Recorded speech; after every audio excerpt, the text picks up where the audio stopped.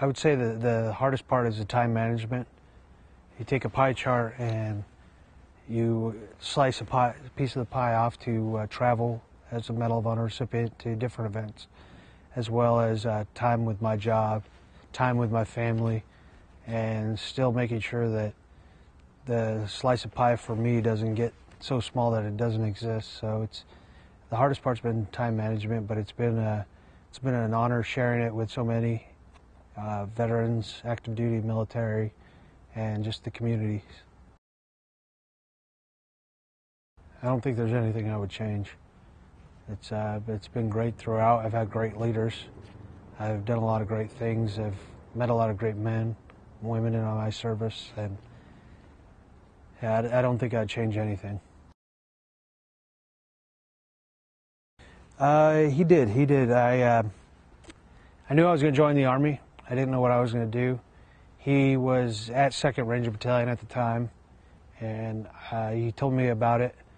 And when I joined the Army and I got a Ranger contract, he was actually going through Best Ranger at the time down in Georgia, so he was able to pin on my airborne wings, and he sent me a letter while I was in basic training, and got up here, and I ended up being in the same company, same platoon as him.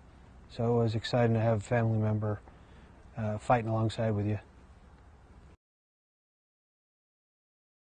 I don't know what the first thing I'm going to do is, but I definitely want to get back out on the golf course, and the school is an important thing to me. So school, some golf, some Leroy time will be great to have. I think my service in the military has meant the world to me. It's changed my life. It's given me a lot of skills that I didn't possess before, and that carry off into the civilian world and help some of our veterans become great pillars of their community. So the different skills, leadership, time management, everything you could think of that you've learned in the military, the good times and bad times. I think the good times and the education, what I've learned, what you can't get from a textbook, have definitely been my highlight.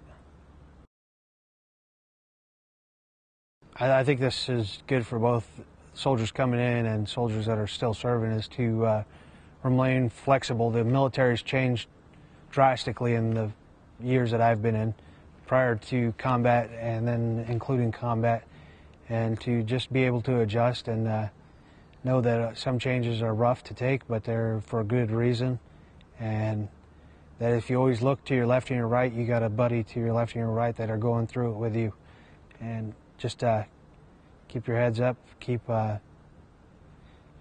mission in sight, and never quit. I don't think there was one I could pinpoint. It was a series of highlights, and I think the biggest highlight has been serving in the Ranger Regiment.